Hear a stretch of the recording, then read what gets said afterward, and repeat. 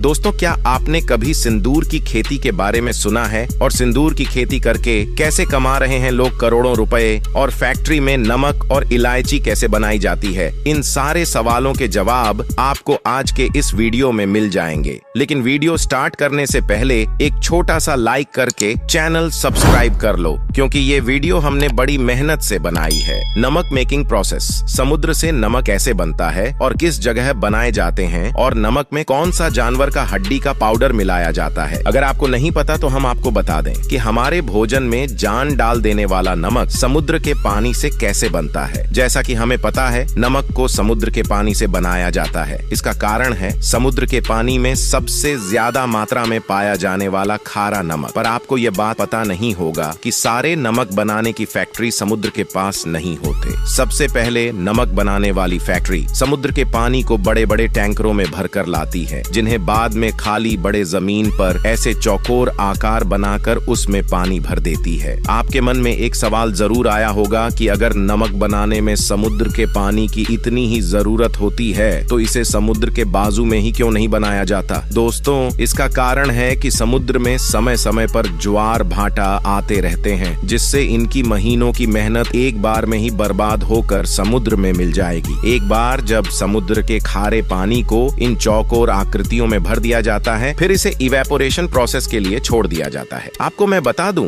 कि evaporation process उस process को कहा जाता है जिसमें किसी भी पदार्थ में से पानी को भाप बनाकर उड़ा दिया जाता है, जो इस जगह पर नमक को समुद्र के पानी से अलग करने के लिए किया जा रहा है। एक बार पूरी तरह से समुद्र का पानी भाप बन जाता है तो सिर्फ बचता है शुद्ध सफेद नमक। पर आप ये सोचने की गलती मत कीजिएगा कि यह नमक इस्तेमाल में भी लाया जा सकता है, क्योंकि इसे इस्तेमाल में लाना तो दूर, इसे अभी छका भी नहीं जा सकता। अभी इस नमक को प्यूरिफाई करने के लिए फैक्ट्री की तरफ ले जाया जाता है। प्यूरिफाई में ले जाने के बाद सबसे पहले नमक को बड़े बड़े ग्राउंडिंग मशीन में पीसा जाता है, ताकि इसके जो बड़े बड़े नमक के टुकड़े हैं वह छोटे छोटे आकार में बढ़ जाए। लगभग 1 घंटे के करीब पीसने के बाद इन्हें आगे भेजा जाता है, जहां पर इनके ऊपर पानी की धार छोड़ी जाती है। पानी की धार छोड़ने का बहुत प्रमुख कारण होता है, इससे जो नमक के अंदर छोटे छोटे पत्थर रह गए हैं वह सब निकल जाते हैं। एक बार प्योरिटी निकलने के बाद काफी हद तक नमक इस्तेमाल में लाने के लायक हो जाता है, पर अभी भी इस पर बहुत काम बाकी है। तेजी से पानी की धार देने से नमक पूरी तरीके से गीला हो जाता है, जिसके बाद इसे आगे पानी अलग करने की प्रक्रिया में भेजा जाता है।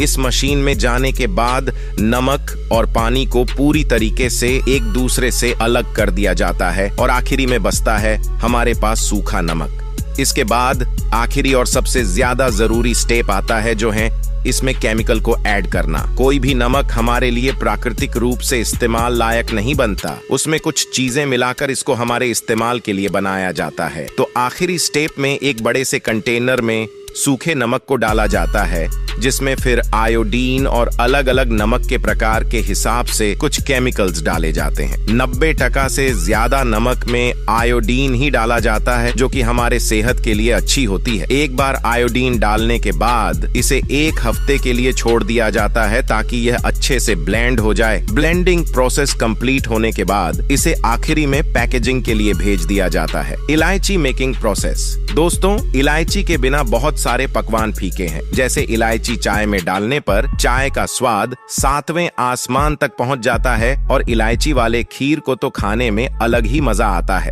लेकिन क्या कभी आपने यह सोचा है कि इन हरी इलायची को कैसे बनाया जाता होगा? और आखिरकार इलायची के ऊपर ऐसा क्या प्रोसेस होता है कि मार्केट में इसकी कीमत बढ़ती ही जा रही है? दोस्तों, इलायची पेड़ों की टहनियों में नहीं बल्कि पेड़ों की जड़ों द्वारा जमीन पर उगते हैं, और इलायची के कच्चे फल कुछ इस तरह के दिखते हैं। यही फल कुछ प्रोसेस के बाद इलायची बन जाते हैं। तो इलायची उगाने की शुरुआत होती है प्लांटिंग प्रोसेस से। सबसे पहले बड़े और अच्छे क्वालिटी वाले हरे इलायची के दानों को निकालकर पानी में 1-8 घंटों तक रखते हैं, जिससे कि इलायची के दाने अंकुरित होने लायक मुलायम हो जाते हैं। तो तो अब इन दानों को पानी से निकालकर टिश्यू पेपर से पोंछकर सुखा लेते हैं और मार्च से मई महीनों के बीच इनके प्लांट तैयार किए जाते हैं। इनके फल अंकुरित होने के पहले सप्ताह से ही इलायची के फलों में से कच्चे इलायची की महक आने लगती है और दूसरे सप्ताह समाप्त होने तक सारे इलायची के फल की हार्वेस्टिंग भी कर ली जाती है। हार्वेस्टिंग के बाद इन कच्चे इलायची को ड्रायर मशीन में डालकर लगभग 50 डिग्री सेल्सियस के गर्म तापमान पर सुखाते हैं ताकि इलायची के कच्चे फल सूखकर रेडी हो सके। अगले प्रोसेस में इन सूखी इलायची पर पॉलिशिंग किया जाता है। ऐसा इसलिए किया जाता है ताकि इलायची और ज्यादा खूबसूरत और चमकीला दिख सके। उसके बाद इनकी पैकिंग करके मार्केट में भेजने के लिए रेडी कर दिया जाता है। सिंदूर मेकिंग प्रोसेस। दोस्तों, सिंदूर को आमतौर पर कुमकुम के नाम से भी जाना जाता है। पहले आपको बता दें कि इनके पौधे को बिक्सा और एला के नाम से जाना जाता है और इनके पौधे को लगाने के लिए एक गड्ढा खोदकर उसमें उर्वरक को डाल दिया जाता है और इसमें अच्छे से पानी दिया जाता है और इसके साथ धूप भी मिलना जरूरी है और लगभग 3 साल बाद इनमें फल लगने लगते हैं। और जब इनके फल आने लगते हैं और इन फल का आकार मटर के समान चपटे होते हैं और इनके फल सरसों की तरह छोटे छोटे दाने के रूप में होते हैं। इनके फल शुरू में हरे रंग के होते हैं और पकने पर लाल हो जाते हैं और उसके बाद हल्के भूरे रंग के भी हो जाते हैं और जब यह भूरे रंग के हो जाएं तो इन्हें तोड़ लिया जाता है। सभी फल से इनकी फलियां निकाली जाती हैं। अब तोड़े गए फल को छीलकर उसके दानों को निकाल लिया जाता है और आखिर में निकाले गए फलों को ग्राइंडर में पीस लिया जाता है, जिसके बाद कुछ इस प्रकार हमारा शुद्ध और पवित्र सिंदूर बनकर तैयार हो जाता है।